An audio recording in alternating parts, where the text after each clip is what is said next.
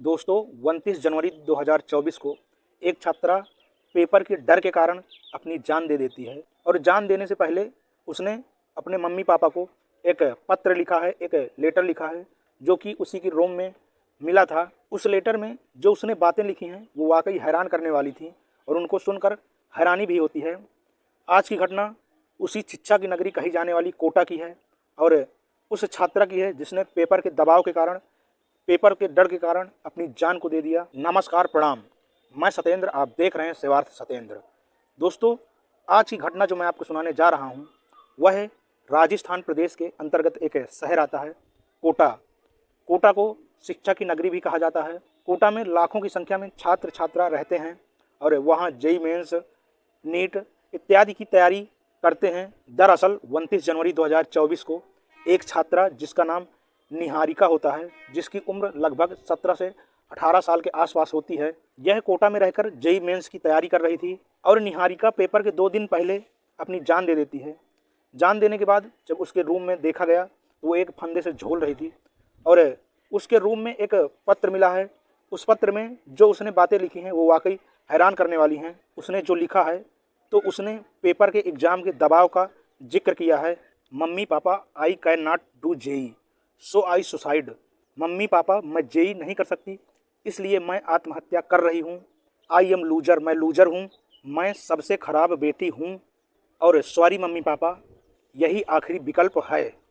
इस तरह की बातें उस लड़की ने अपने पत्र में लिखा था जो कि उसी के रूम में मिला था।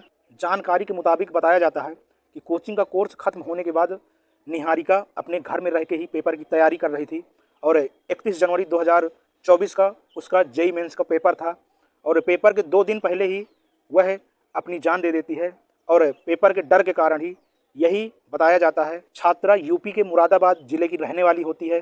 बीते साल 2023 में लगभग 30 छात्रों ने अपनी आत्महत्या की है अपने प्रदर्शन के दबाव को लेकर और 2024 की ये दूसरी घटना है। पहली घटना 24 जनवरी 2024 को ही एक छात्र ने सुसाइड किया था जिसका नाम मोहम्मद जैद होता है।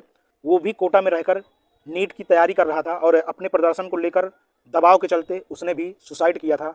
शिक्षा की नगरी कही जाने वाली कोटा में इस तरह की समस्याएं लगातार हो रही हैं और इस समस्याओं को लेते हुए सरकार ने कोचिंग संस्थानों के लिए कुछ निर्देश जारी किए हैं।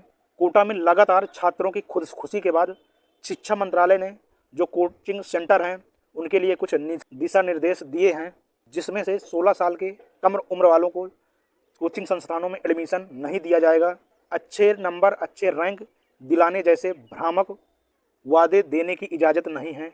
यदि कोचिंग संस्थान इस नियम का उल्लंघन करते हैं तो उनको 25,000 का जुर्माना देना पड़ेगा और यदि दोबारा इस नियम का उल्लंघन करते हैं तो उनको 1 लाख का जुर्माना देना पड़ेगा। यदि तीसरी बार यह गलती करते हैं वो तो उनको भारी दंड की सज़ा दी जाएगी और उनका रजिस्ट्रेशन रद्द कर दिया जाएगा। नीट और जेईई की प्रिपरेशन तैयारी करने वाले छात्राओं की संख्या सबसे ज़्यादा कोटा में ही रहती है।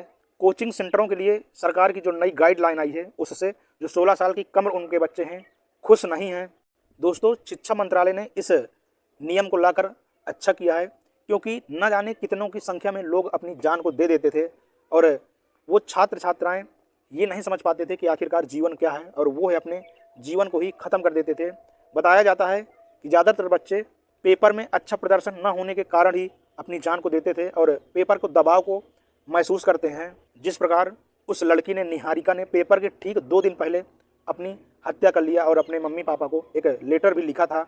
दोस्तों, इस पूरी घटनाक्रम का सुनाने का उद्देश्य आपको परेशान करना या आपके दिल को दुखाना नहीं है, बल्कि आपको जागरूक एवं सचेत करना है क्योंकि इस तरह की घटनाएं अक्सर होती रहती हैं। इसलिए जो भी गार्जियंस हैं वो अपने बच्चों पर प्रेशर न डालें, दबाव न डालें और दबाव के चलते ही बच्चे इस घटना को अंजाम देते हैं और अपने जीवन को ख़त्म कर देते हैं। इसलिए सावधान रहें, सतर्क रहें। मिलते हैं एक अगली वीडियो में। वीडियो अच्छी लगी हो तो वीडियो को लाइक करिएगा, चैनल पर नए हैं तो चैनल को सब्सक्राइब करिएगा। तब तक के लिए अपने परिवार का ख्याल रखें, सुरक्षित रहें। जय हिंद, जय भारत।